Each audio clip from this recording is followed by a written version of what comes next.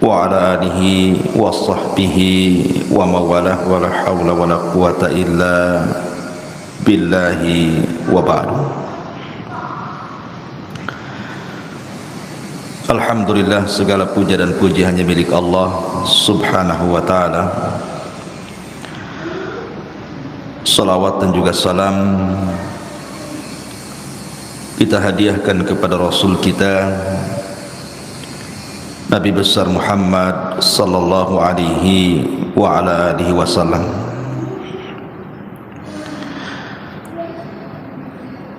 Ma'asyiral muslimat yang dimuliakan Allah subhanahu wa ta'ala, alhamdulillah di pagi menjelang siang ini kembali kita bisa duduk untuk bertalabul ilmi. Dan pembahasan di pagi menjelang siang ini kita akan membahas tentang beberapa penyesalan manusia di hari yang tidak ada guna penyesalan itu di hadapan Allah subhanahu wa ta'ala.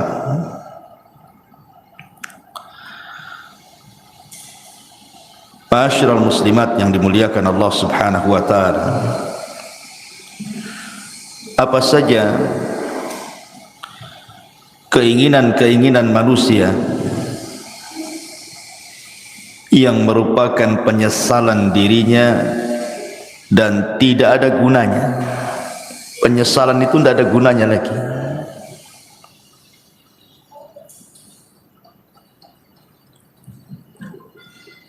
Kalau kita lihat di kehidupan kita ini, kita bertanya kepada orang-orang yang diberikan kekayaan oleh Allah subhanahu wa ta'ala, pasti keinginan mereka itu ingin bertambah kaya lagi. Karena biasanya orang-orang yang diberikan dunia itu mereka tidak akan puas dengan dunia yang dimilikinya. Makanya Anas bin Malik radhiyallahu an mengatakan, menukilkan sabda Nabi sallallahu alaihi wasallam, "Lau anna libni Adam wadiyan min dhahab." Kalau seandainya anak Adam ini memiliki satu lembah semua emas, ahabba ayyakuna lahu wadiyan, pasti dia berkeinginan untuk menambah 2 lembah emas lagi. Walan yamla'a fahu illa turab wa yatubullahu ala man tab. Dan orang ini tidak akan puas mengejar cita-citanya untuk mengumpulkan dunia kecuali tanah yang menimbunnya. Kalau sudah ditimbun tanah, baru tahu, barulah dia menyesal. Ma'asyiral muslimat yang dimuliakan Allah azza wa jalla, setiap manusia itu pasti akan melewati padanya sakaratul maut. Tidak ada satupun manusia pasti akan melewati yang disebut dengan sakaratul maut. Karena Allah subhanahu wa ta'ala mengatakan, wajaat sakratul maut bil haq dzalika ma kunta minhu tahid. Dan akan datang sakaratul maut, dan itu sebuah kebenaran. Itulah yang membuat manusia lari padanya. Apabila malaikat maut sudah dekat dengan kita, dan malaikat-malaikat pembantu malaikat maut ikut serta di dalamnya yang disebut dengan Rasulul Maut, Rasul-Rasul kematian. Ketika malaikat maut mulai mencabut nyawa kita, maka dimulai dari ujung jari jemari setiap manusia. Kemudian ruh itu berjalan sedikit demi sedikit sampai di tenggorokan. Ketika nyawa di tenggorokan inilah, maknanya manusia sudah tidak akan selamat lagi. Hatta idza balagatit tarak wa qila man rah. Sampai ketika ruh itu sampai di tenggorokan manusia, tidak ada yang bisa meruqyah dia, mengembalikan ruh ke dalam jasadnya. Disitulah dia terbayang keinginan-keinginan, penyesalan-penyesalan yang tidak ada guna penyesalan itu. Apa saja penyesalan-penyesalan yang akan dirasakan saat detik orang sakaratul maut itu? Walaupun dia menjerit kepada Allah Subhanahu wa taala untuk dikembalikan ke dunia, melaksanakan penyesalan yang sudah ia tinggalkan, baik perkara yang harus dilaksanakan atau perkara yang harus ditinggalkan, percuma saja penyesalan kala itu. Inilah kita akan bahas beberapa penyesalan-penyesalan ketika orang berada fi firashil maut, tempat tidur kematian. Apa saja penyesalan-penyesalan itu? Ma'asyiral muslimat yang dimuliakan Allah Azza wa Jalla, kita harus bedakan keinginan orang-orang yang beriman saat detik-detik kematiannya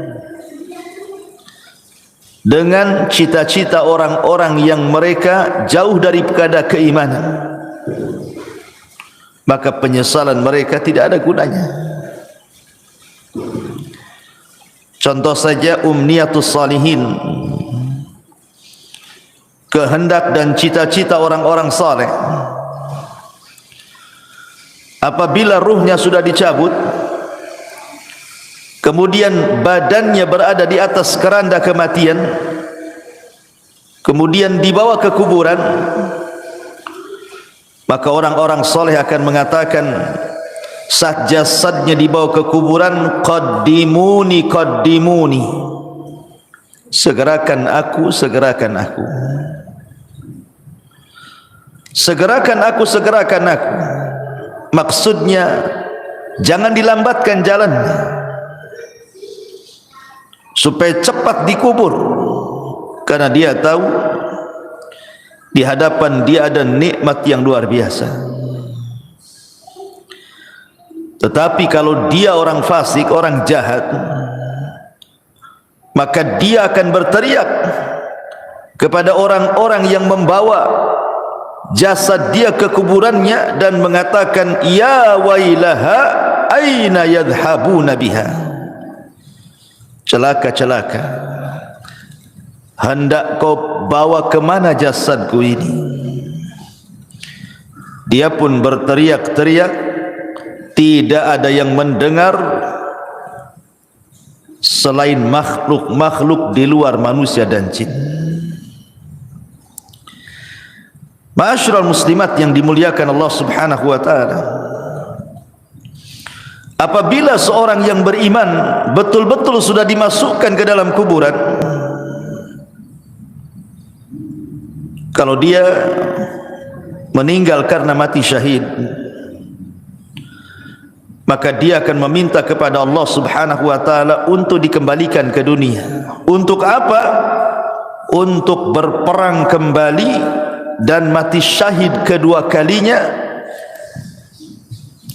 dan itu kemuliaan baginya. Makanya Jabir bin Abdullah radhiyallahu anhu pernah menceritakan saat kematian ayahnya Abdullah ibn Haram. Jadi saat kematian Abdullah ibn Haram, Jabir bin Abdullah ini, dia merasa sedih. Bagaimana tidak ayah tercintanya satu-satunya harus mati syahid di Uhud. Kemudian sambil memeluk ayahnya yang sudah tidak bernyawa itu, maka Nabi SAW mengatakan, ya Jabir, tabki aw la tabki, wallahi ma kallama Allahu ahadan qat min wara'i hijabin wahiyan abaka fakallamahu kifahan bila turjuman. Jabir menangis ataupun engkau tidak menangis, sungguh Allah Subhanahu wa taala tidak pernah bicara pada siapapun di balik tabirnya secara wahyu kecuali bapakmu. Bapakmu diajak bicara oleh Allah tanpa penerjemah, di mana Allah Subhanahu wa taala mengatakan kepada ayahmu, tamanna ya abdi, berangan-anganlah wahai hambaku, bercita-citalah wahai hamba-hambaku. Ya abdi tamanna alayya u'tik, wahai hambaku, mintalah sesuatu kepadaku, aku akan beri. Maka ayahnya Jabir, Abdullah ibn Haram mengatakan, ya Rabb, ya Rabb, tuhyini fa'aqtulu fika thaniyatan, hidupkan aku kembali ya Rabb, supaya aku bisa berperang untukmu kedua kali, dan aku bisa mati syahid kedua kalinya. Tapi Allah Subhanahu wa taala mengatakan, innahu qad sabaqa minni annahum ilaiha la yarji'un. Tidak mungkin wahai Abdullah, orang yang sudah mati itu hidup lagi. Kemudian Abdullah ibn Haram mengatakan, kalau begitu sampaikan kepada orang-orang yang masih hidup akan posisiku di hadapan. Maka Allah Subhanahu wa taala turunkan ayat, wala tahsabannal ladzina qutilu fi sabilillahi amwatan bal ahya inda rabbihim yurzaqun. Jangan kau sangka orang-orang yang mereka mati di jalan Allah, terbunuh dalam jihad, mereka mati. Tidak, mereka hidup. Mereka diberikan rizki di hadapan Allah Subhanahu wa ta'ala. Inilah cita-cita orang-orang yang beriman. Walaupun cita-cita ini mustahil dilakukan, mustahil terkabulkan, tapi cita-cita mereka mulia, ingin hidup kembali, ingin berperang karena Allah, dan ingin mati syahid kedua kalinya. Begitulah umniyatus salihin, angan-angan orang-orang yang saleh. Makanya dalam surah Yasin ada satu kisah yang disebut dengan Habibun Najjar. Dalam surah Yasin itu ada kisah yang disebut dengan kisah Habibu An-Najjar. Bagaimana kisahnya Habibun Najjar itu? Jadi suatu hari di sebuah perkampungan di zaman setelah Isa bin Maryam, sebelum diutusnya Nabi sallallahu alaihi wasallam, di kampung itu atau daerah itu sangat penuh dengan kezaliman, penuh dengan kesyirikan. Diutuslah oleh Allah Subhanahu wa taala dua nabi untuk mendakwahi kampung tadi. Ada yang mengatakan bahwa dua orang ini bukan nabi tetapi murid-muridnya Isa bin Maryam untuk mendakwahi daerah tersebut, tapi didustakan oleh kaumnya. Akhirnya Allah Subhanahu wa taala mengutus satu lagi untuk menguatkan yang dua orang yang sedang berdakwah itu, tapi didustakan lagi, sampai akhirnya tiga utusan ini hampir dibunuh. Datanglah seorang laki-laki yang bernama Habibun Najjar, yang sudah beriman sebelumnya kepada tiga utusan ini, memperingatkan orang-orang yang menentang tiga utusan itu. Kemudian malah dia jadi sasaran pembunuhan.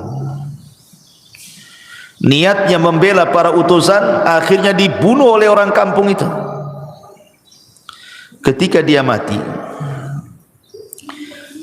maka ruhnya diperlihatkan sorga dan kenikmatan-kenikmatan di dalamnya, sampai Allah katakan qila dkhulil jannah, masuklah kau Habibun Najjar ke dalam surga. Qala, maka Habibun Najjar mengatakan, ya laita qaumi ya'lamun bima ghafara li rabbi wa ja'alani minal mukramin. Duhai kiranya kaumku tahu, duhai kiranya kaumku tahu dengan apa yang Allah berikan dari ampunannya kepadaku, dan dia telah menjadikan aku orang-orang mulia, tentu mereka tidak akan mendustakan para utusan itu, katanya. Itulah umniyatus salihin, cita-cita, keinginan-keinginan orang-orang soleh apabila sudah meninggal. Akan tetapi di sana ada yang disebut dengan umniyatut talihin, keinginan, cita-cita, penyesalan dari orang-orang yang tidak memiliki keimanan, orang fasik, orang jahat. Tetapi keinginan mereka hanyalah sebuah penyesalan, tidak ada guna. Apa saja itu?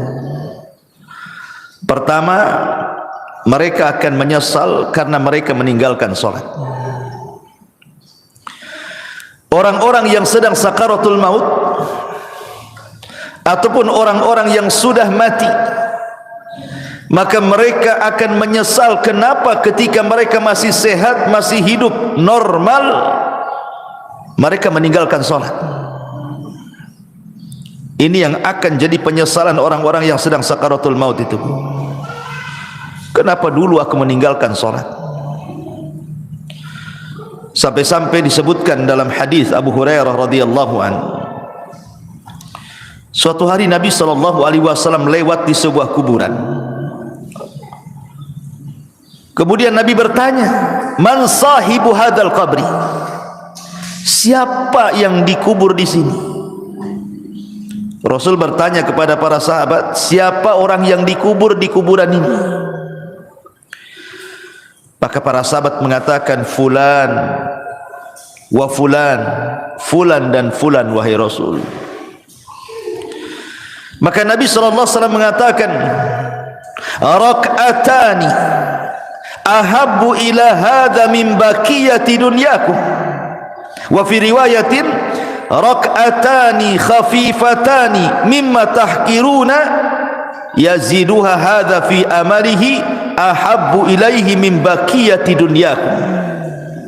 Kata Nabi, 2 rakaat lebih dicintai orang yang ada di kuburan ini dibandingkan dunia yang kalian miliki. Dalam riwayat, 2 rakaat solat yang ringan yang kalian remehkan, tapi itu bisa menambah amalannya, itu lebih dicintai orang yang dikubur ini dibandingkan seisi dunia yang kalian miliki. Subhanallah. Orang-orang yang dikubur itu, Bu, atau orang-orang yang sedang sakaratul maut itu,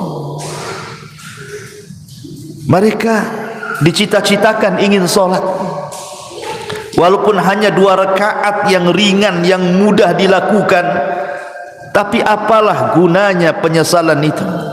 Menyesal dia kenapa tidak sholat, menyesal kenapa dia tidak melakukan 2 rakaat sholat. Tapi apa gunanya penyesalan itu? Tidak ada guna.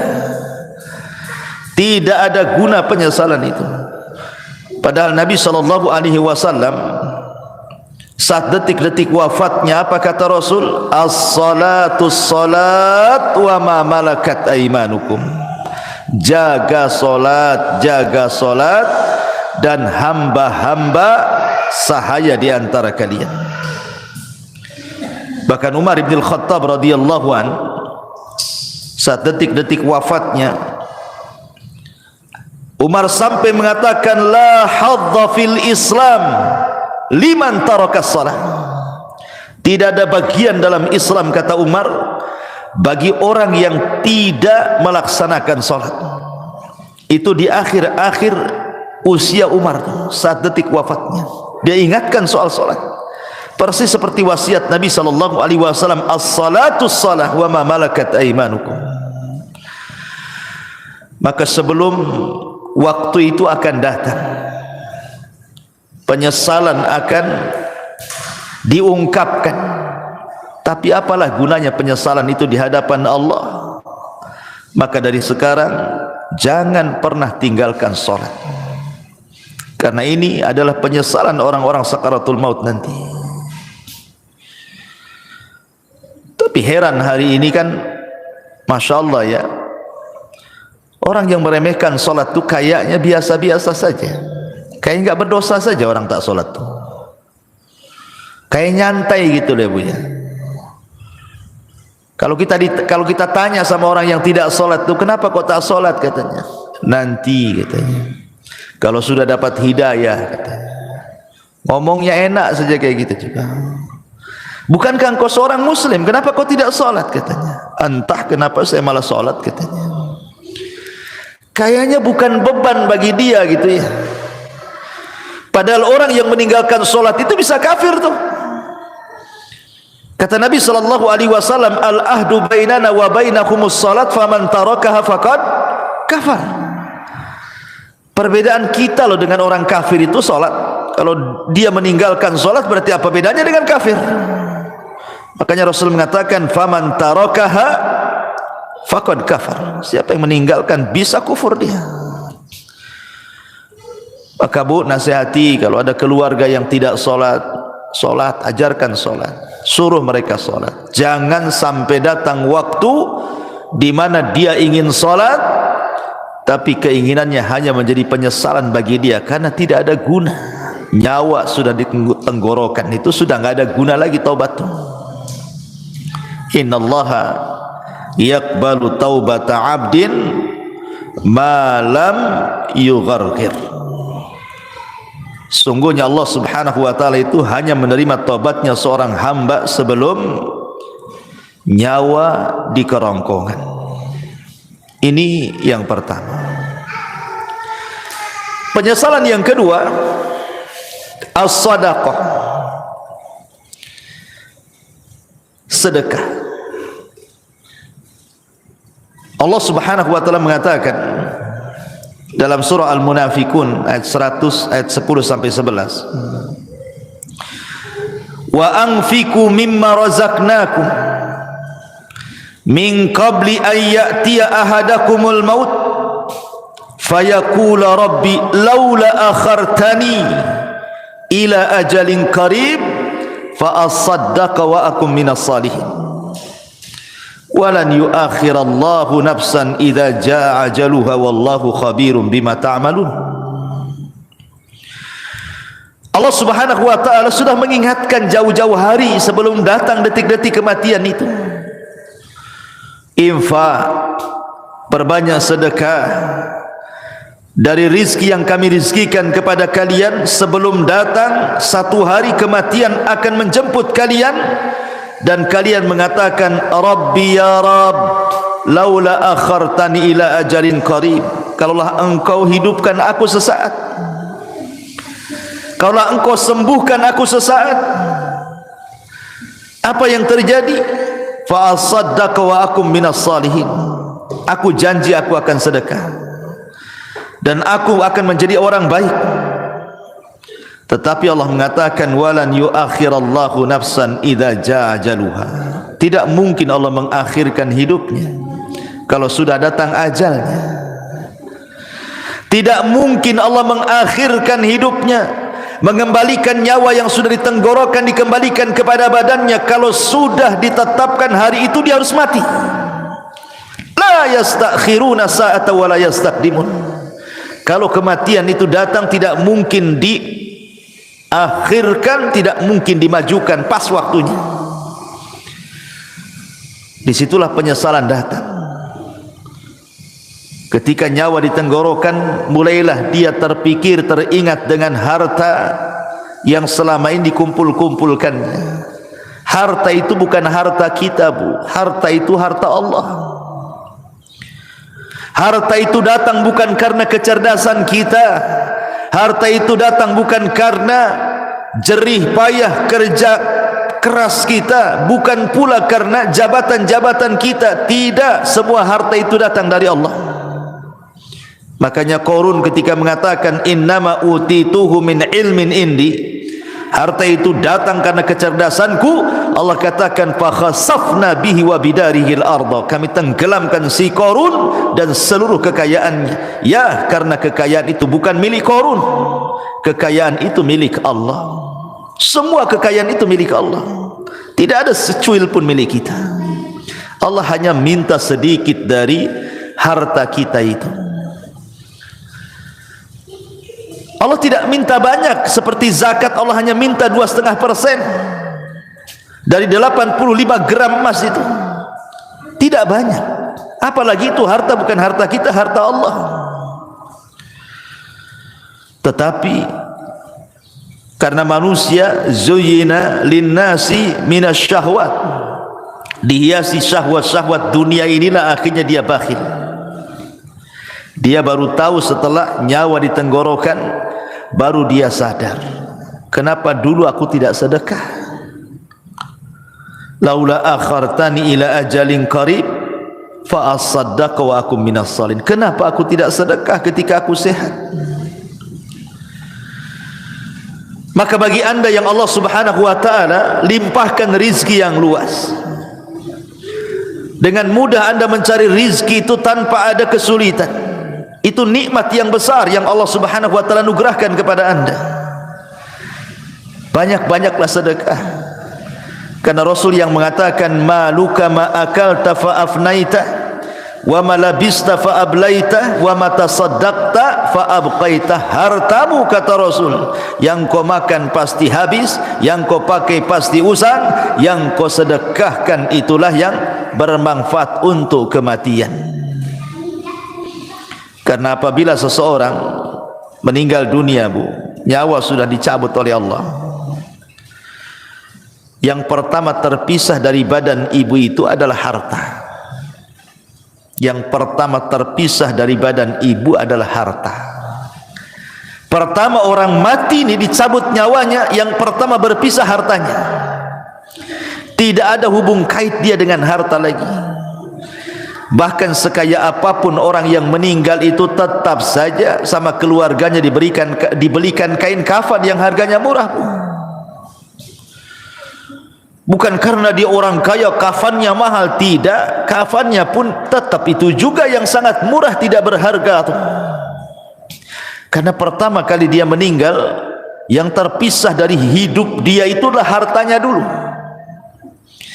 Baru kemudian dibawa di atas keranda, diiringi dengan keluarganya, kemudian dimasukkan ke liang lahat, kemudian dikubur di situ sama keluarganya, kemudian keluarganya pulang, barulah dia terpisah dengan keluarganya. Tapi yang pertama terpisah dari badannya adalah hartanya. Di saat itulah dia menyesal dan mengatakan laula akhartani ila ajalin qarib fa asaddaqa wa akum minas salihin. Ya Rabb, kalaulah engkau akhirkan kehidupanku sesaat, tidak apa-apa, aku akan sedekahkan tuh harta-hartaku tuh, dan aku akan termasuk orang yang baik. Tetapi apakah umniyatut talihin ini, cita-cita orang-orang yang seperti ini bermanfaat bagi dia? Tidak ada guna. Harta sebanyak apapun kalau anda sudah meninggal, harta itu tidak bisa diambil lagi oleh anda, kan? Karena sudah menjadi rebutan ahli warisnya. Kenapa ketika kita masih hidup kita tidak sedekah? Ketika sudah mati baru kita teringat sedekah. Itu namanya penyesalan yang tidak guna, penyesalan yang tidak ada guna bagi dia. Percuma penyesalannya. Ini yang kedua, sedekah. Yang ketiga, al-amalus salih, beramal saleh. Allah subhanahu wa ta'ala berfirman dalam surah Al-Mu'minun ayat 99 sampai 100. Allah mengatakan hatta idza jaa ahadahumul mautu qala rabbirji'uni la'alli a'malu salihan fima tarak kalla innaha kalimatun huwa qailuha wa min waraihim barzakhun ila yaumi yub'atsun. Hatta idza ja'adahumul maut, apabila kematian datang kepada salah seorang di antara mereka, qala, dia pun mengatakan, Rabbirji'uni, ya Allah, kembalikan aku ke dunia walaupun sesaat, la'alli a'malu salihan, agar aku bisa beramal saleh, fima tarak, terhadap apa yang kutinggalkan selama aku masih hidup. Jadi orang-orang ini, Bu, apabila nyawa di tenggorokan, apabila nyawa sudah di tenggorokan, sudah tidak mungkin diselamatkan, tidak mungkin lagi hidup lagi orang ini, maka dia akan menjerit-jerit dan mengatakan, Rabbirji'uni, Rabbirji'uni, ya Allah, kembalikan aku ya Allah. Untuk apa? La'alli a'malu salihan, agar aku bisa beramal saleh, agar aku bisa beramal saleh. Fima tarak, dulu aku tinggalkan itu. Tapi Allah bantah dengan mengatakan, kalla innaha kalimatun huwa qailuha. Ya Abdullah, mustahil, itu angan-anganmu saja. Mustahil kau dikembalikan, itu angan-anganmu saja.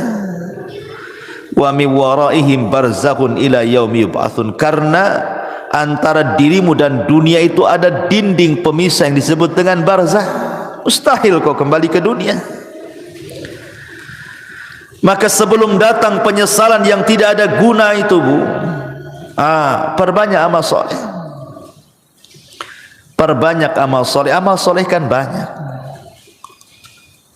baik yang bermanfaat untuk diri sendiri ataupun amal soleh yang bermanfaat untuk orang lain.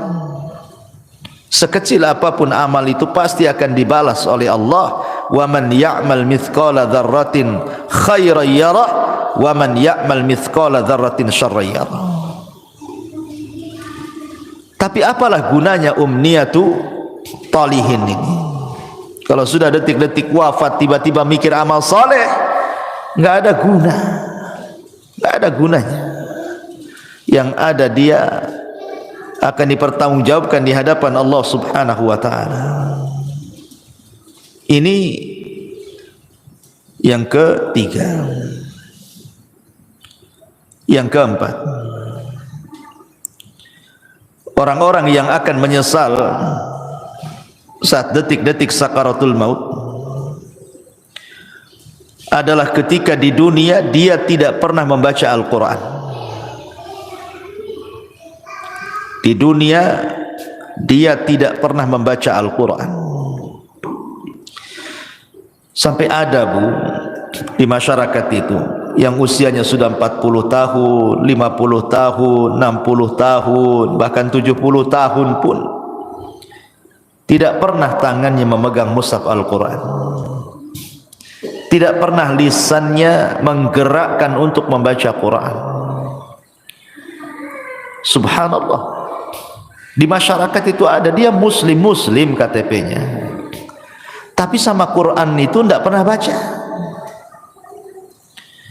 Apalagi ketika Allah memberikan fitnah kepada kita berupa handphone ini, dia bisa loh mengikuti berita politik, berseri. Hari ini apa beritanya, besok apa beritanya, lusa apa beritanya, terus diikuti itu. Orang berkasus disidangkan di pengadilan, kita tidak ada hubungan kerabat dengan dia, Bu, diikuti kasusnya. Cemana sidang hari ini, cemana sidang besok, cemana sidang lusa, padahal nggak ada manfaatnya untuk kita tuh. Ibu bukan saudara dia, dia pun bukan saudara ibu. Sibuklah ibu cerita tentang persidangan dia, disibukkan hari-hari. Belum lagi yang nonton kuliner tuh, diikutilah itu. Apa nih hari ini dia masak apa nih, besok masak apa, lusa masak apa gitu. Atau artis tertentu yang suka mamer-mamerkan kekayaan itu, Bu, diikutilah blognya itu, jadi subscribe-nya lagi, langganan dia. Wah, ini baru ngupload nih si aktris ini, Apalah gunanya ibu dengan artis itu? Nggak ada guna kan? Manfaatnya apa? Dia yang kaya, ibu yang nelan ludah yang nengok di handphone itu kan, nggak ada guna tuh. Ngapain ngikut-ngikut kayak gitu itu? Coba kalau nggak ditonton artis itu, bangkrut juga dia. Jangan ditonton, nggak akan dia dapat duit juga. Karena itu sama kan, kalau kita nonton kan habis pulsa kita, itu sama kita ngasih uang sama orang kaya itu. Ibu sudah miskin, artis ini kaya, nonton program dia, uang kita habis di pulsa, dia pula dapat duit. Akalnya di mana coba? Hilang akalnya orang tuh. Hari-hari kok bisa dia ngikutin tuh ya? Padahal yang ditontonkan kepada kita itu tidak ada guna dunia akhirat tuh. Tidak menambah kekayaan kita, ya tidak menambah pahala kita. Yang ditonton dia sedang pamer-pamer rumah, pamer-pamer kendaraan, pamer-pamer jalan-jalan, pamer-pamer anaknya, pamer-pamer istrinya, suaminya. Na'udzubillah, thumma na'udzubillah. Ittaqillah, bertakwa kepada Allah, bertakwa, takut kepada Allah. Masih ada program yang manfaat di handphone itu. Bisa kita dengarkan mengaji, murotal, ustaz-ustaz ceramah. Adalah manfaat tuh. Kalaulah tidak manfaat dunia, manfaatlah untuk akhirat. Ya. Sekarang tidak ada alasan orang tidak mengaji tuh, karena sekarang handphone sudah di tangan masalahnya, dan aplikasi Quran ada di dalamnya. Kalau dulu orang nenteng-nenteng mushaf itu mungkin malu. Kalau nenteng mushaf kemudian ibu ya sambil kearisan bawa mushaf gitu ya, mushaf gede itu bukan? Pasti kata orang arisan, ibu ini salah tempat, musola sebelah sana bu katanya. Lah kok bilang musola sebelah sana katanya? Karena ibu nenteng mushaf, disangkanya mau yasinan. Tapi kalau sekarang ini kan nenteng-nenteng handphone ini nggak ada orang malu. Justru kalau tidak punya handphone malu pula dia. Lalu apa alasan kita nanti di hadapan Allah kalau Allah bertanya, kenapa ibu tak baca Quran? Kemudian ibu jawab bagaimana? Mushafnya di masjid ya Rabb katanya. Mushafnya ketinggalan di rumah. Lah itu mushaf ada di tangan loh sekarang. Karena setiap handphone itu ada aplikasi Quran. Tidak ada alasan untuk tidak baca Quran. Dan itu akan ditanya di hadapan Allah Subhanahu wa taala. Wa qala ar-rasul ya Rabbi inna qaumi ittakhidhu hadzal qur'ana mahjura. Wa qala ar-rasul, akan berkata Rasul kelak pada hari kiamat di hadapan Allah melaporkan akan umatnya, Rabbi inna qaumi ya Rabb, sesungguhnya kaumku ittakhadhu hadzal qur'ana mahjura. Sepeninggalku mereka sedikit demi sedikit meninggalkan Al-Quran, meninggalkan untuk memegangnya, meninggalkan untuk membacanya, meninggalkan untuk merenungkannya, meninggalkan untuk mempelajari tafsirnya, meninggalkan untuk mengamalkannya, bahkan melanggar isi-isinya.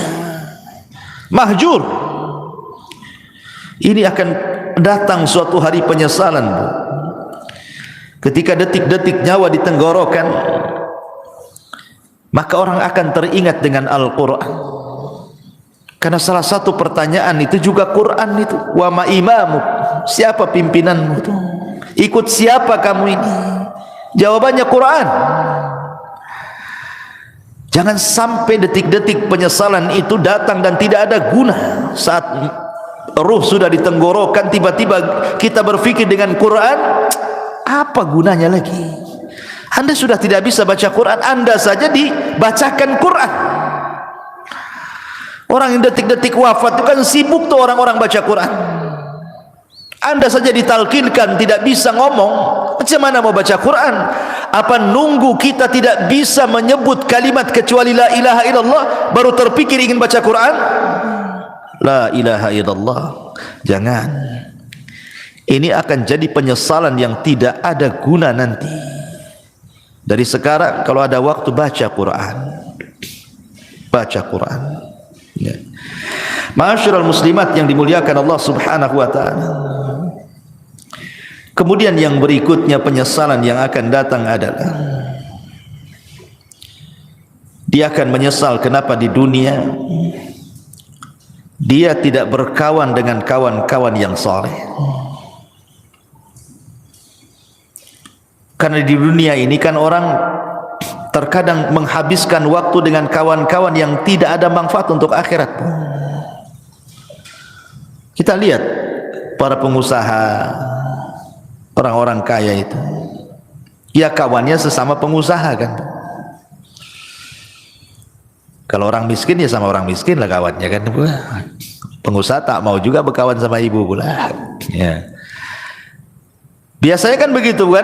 Kawan itu kan seprofesi itu. Pamanya olahraga lah kan itu. Kalau pemain bola ya pasti berkawan dengan pemain bola. Nah mungkin lah pemain bola berkawan dengan bulu tangkis, gak nyambung tuh.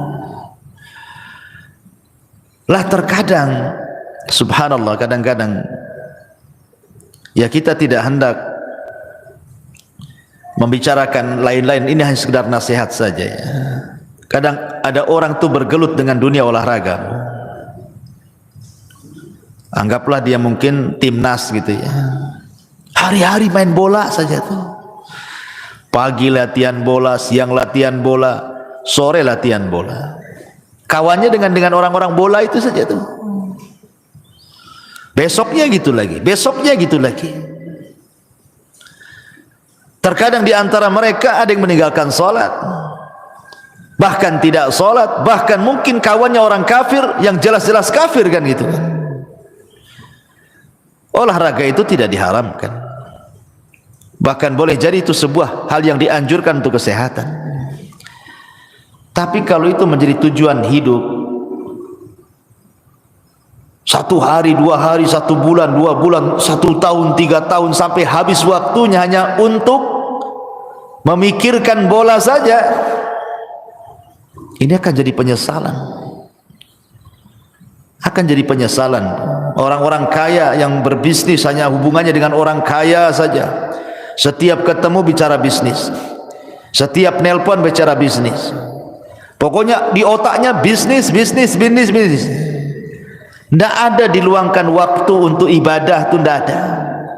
Dari mulai dia muda sampai dia tua, itu aja kawannya. Tidak mau dia berkawan dengan orang soleh, dengan ustaz, dengan kiai, dengan ajengan, dengan teman-teman yang rajin ke masjid. Tidak ada. Hanya disibukkan, dilalaikan dengan dunia saja. Atau hari ini mungkin kawannya handphone lah, seperti yang saya sudah contohkan tadi. Disibukkan dengan nengok blog artis, terus itu aja ditonton, sibuk komen-komen sana sini.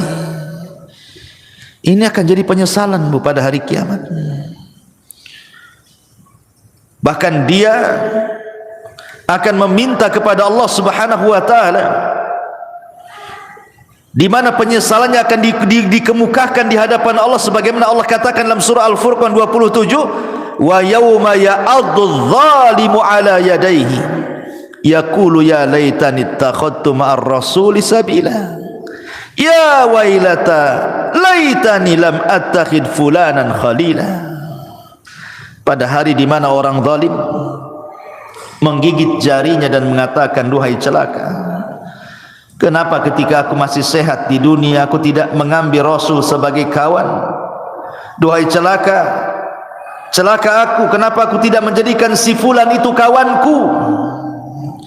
Makanya Hasan Al-Basri mengatakan, istaghfiru min sahibikumus salih fa innahu yanfa'ukum yaumal qiyamah. Cari teman-teman yang soleh, cari teman-teman yang baik, karena itu akan bermanfaat pada hari kiamat bagi pelakunya. Nanti akan menyesal kita Bu. Kita hari-hari sama si fulan, si alan, dihabiskan waktunya hanya untuk jalan kemari dengan si fulan, si alan itu, ngobrol dengan si fulan, si alan itu. Lupa bertahun-tahun, sampai lupa sholat, lupa puasa, lupa baca Quran, lupa zakat, macam-macam. Kan ada orang disibukkan hari-hari dengan itu saja kan Bu. Lah nanti akan jadi penyesalan Bu. Cari teman-teman yang baik, cari teman-teman yang saleh, supaya jangan jadi penyesalan di hadapan Allah Subhanahu wa taala. Ini kalau orang sudah sakaratul maut, tiba-tiba kemudian berpikir, kenapa aku tidak ke masjid? bersama orang-orang yang solat di masjid? Kenapa aku tidak mengaji bersama orang-orang yang mengaji? Kenapa aku tidak membaca Quran bersama orang-orang yang baca Quran? Gak ada guna tuh. Gak ada guna, itu hanya umniah saja, angan-angan, cita-cita saja. Karena nyawa sudah di tenggorokan, apalah gunanya itu? Maka sebelum penyesalan itu datang, dari sekarang cari teman-teman yang baik yang bisa menyelamatkan kita. Ma'asyiral muslimat yang dimuliakan Allah Azza wa Jalla. Lalu apa lagi? Orang-orang yang melalaikan keluarga. Orang-orang yang melalaikan keluarga di masa hidupnya. Boleh jadi dia biarkan anak-anaknya bermaksiat kepada Allah. Orang tuanya membiarkan anaknya seperti itu. Anaknya membuka aurat, dibiarkan saja. Tidak pernah disuruh menutup aurat atau diberikan jilbab untuk menutup aurat. Anaknya hilang bergaul dengan siapa, tidak pernah ditanya, nak siapa kawanmu itu, solat tidak, pakai jilbab tidak, macam mana dia agamanya, tidak pernah ditanya. Kalau sudah keluar les, yang penting dia balik, ya kan? Tidak ada kecemburuan, tidak ada kecemburuan kepada keluarga, terutama kepala-kepala rumah tangga itu disebut dayus namanya. Dayus itu orang yang dilaknat Allah karena tidak punya kecemburuan kepada keluarganya. Jangan sampai seperti Allah yang Allah katakan, antakula nafsun ya khasrata ala ma farrattu fi jambillah. Jiwa akan mengatakan, duhai aku rugi, ma farrattu fi jambillah, berapa banyak kemudian kelalaian-kelalaian yang aku lalaikan di sisi Allah. Aku tidak mengurus keluargaku, tidak bertanggung jawab kepada keluargaku, tidak mengarahkan mereka ke dalam agama, tidak mengarahkan mereka untuk salat, untuk baca Quran, untuk belajar agama. Semua akan ditanya nih. Semua akan ditanya dan akan menjadi penyesalan kelak pada hari kiamat. Amanah ini akan ditanya. Ya hasrata ala ma farrattu fi jambillah. Ma'asyiral muslimat yang dimuliakan Allah Subhanahu wa taala.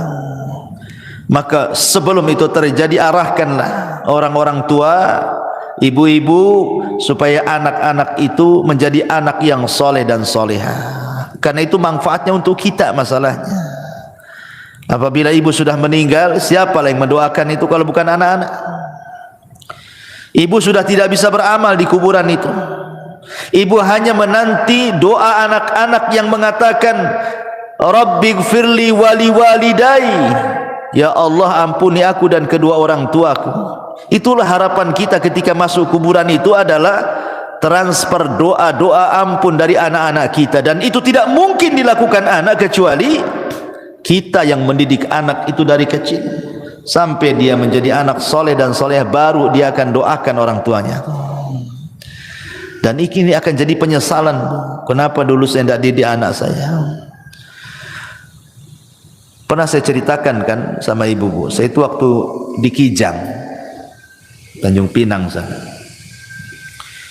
saya disuruh untuk memandikan jenazah. Ustaz, bisa enggak mandiin jenazah? Bisa, ada waktu insyaallah. Jadi saya datanglah ke rumahnya, saya mandikan jenazah, saya juga kafani bapak yang meninggal itu, kemudian saya solatkan. Ketika jenazah itu dari rumah hendak diangkat ke musola, karena dekat musolahnya dari rumahnya itu. Kan biasa bu, kalau ada orang meninggal kan depan rumah pasti sudah dipasang terop, kursi-kursi sama RT di situ itu. Jadi setelah kemudian jenazah itu di masjid, coba saya tanya, mana keluarganya, mana keluarganya? Biar dia di saf pertama mau saya bimbing supaya dia mendoakan orang tuanya, karena kan doa yang paling mustajab itu doa ketika sholat jenazah kan bagi si mayat itu, dan itu doa terakhir anaknya kan gitu. Habis itu tidak akan melihat lagi kekanak-kanak akan dikubur. Jadi saya panggil lah, mana anaknya? Jadi orang-orang mengatakan tuh anaknya tuh sedang duduk-duduk di kursi itu diteror, di bawah teror tuh katanya. Jadi saya bilang suruhlah mereka nyolati bapaknya tuh. Itu terakhir kali lah saya mau ngomong. Tapi dipanggil-panggil bu, anaknya nggak ada yang mau sholat, nggak ada yang mau nyolati bapaknya, asli rokokan aja di situ. Sempat saya ngelus dada, subhanallah, ada anak yang durhaka kayak gini kan.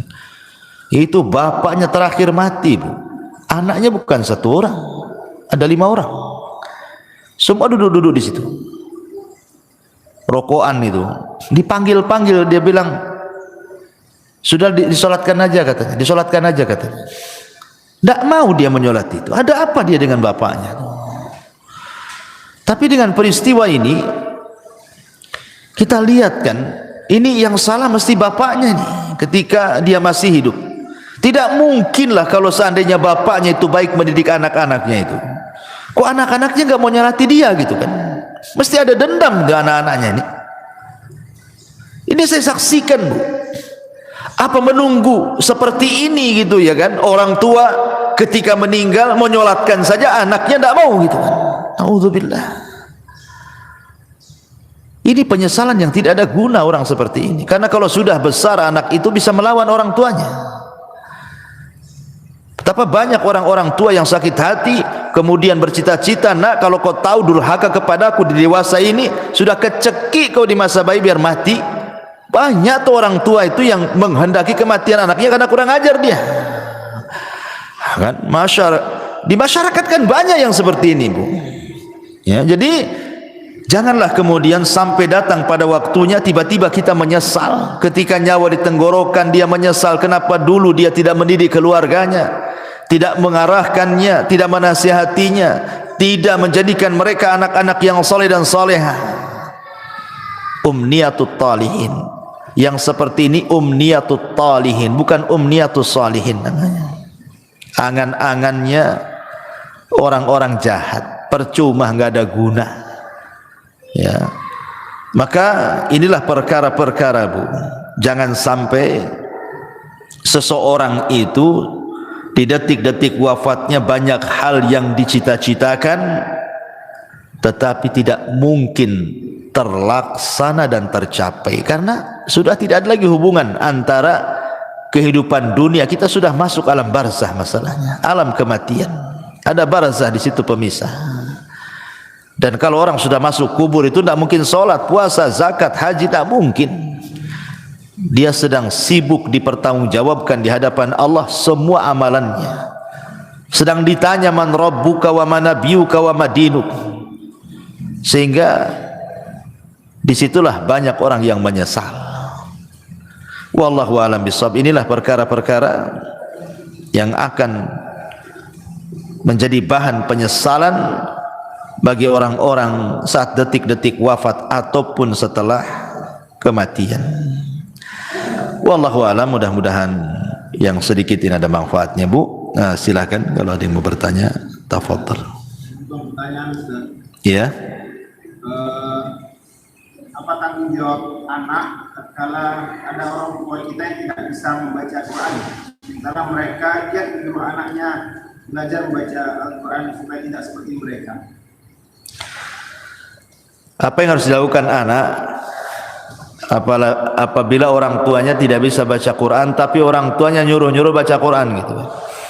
Iya.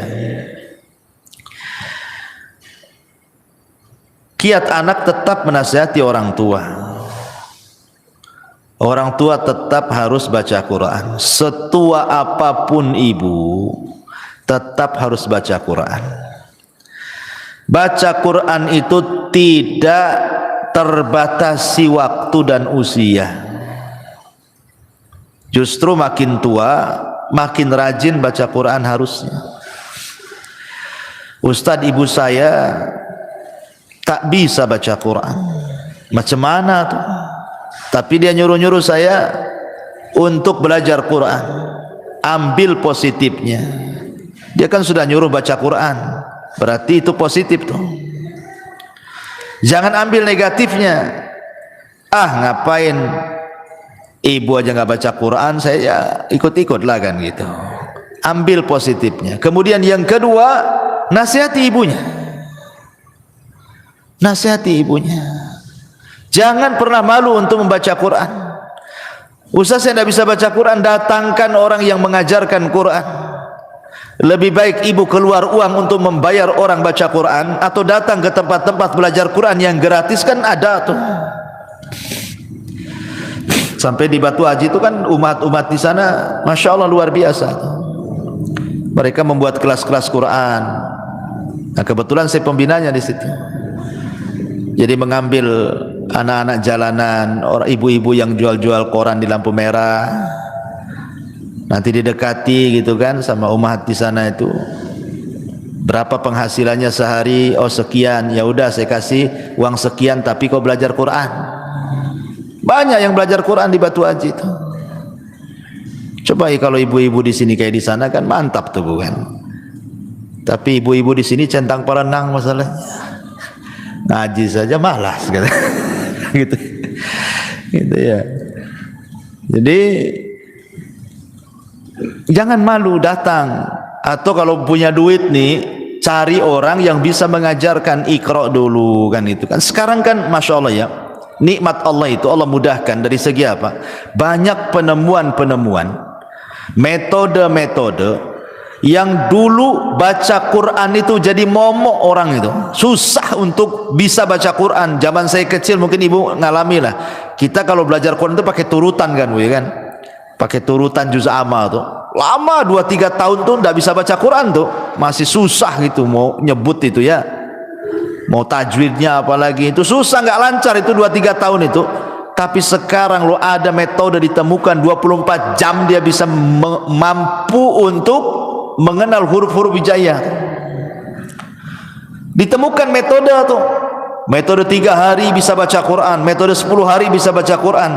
Allah mudahkan loh semuanya dengan ditemukan metode-metode mudah. Lah sekarang sudah ditemukan metode-metode mudah, kok tidak mau belajar Quran? Dulu orang-orang dulu ketika susah ditemukan metode-metode ini sehingga 2-3 tahun baru lancar itu, oh sampai dipecut-pecut sama orang tuanya. Saya masih ingat dulu itu waktu di kampung belajar Quran itu ngantri di depan Pak Ustadz tuh yang ngajar Quran tuh, kalau ngantuk itu diambil korek api bu, kemudian dibakar alisnya tuh.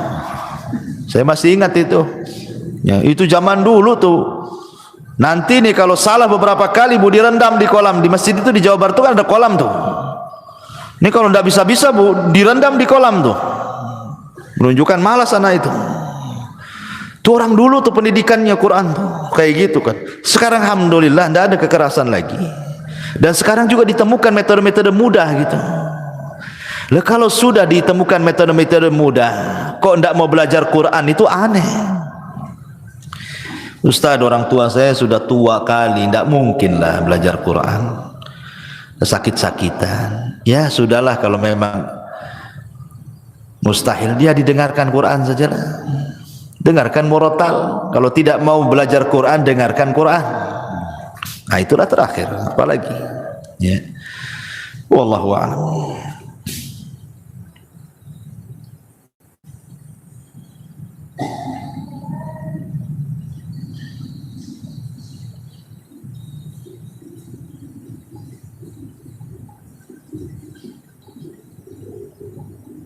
Lagi ibu.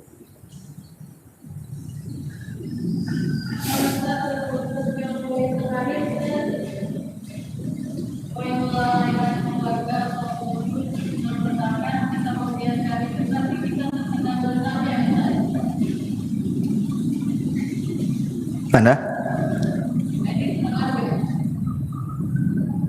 Nggak dengar pertanyaannya. Apa Akhedi? Yang melalaikan keluarga ya.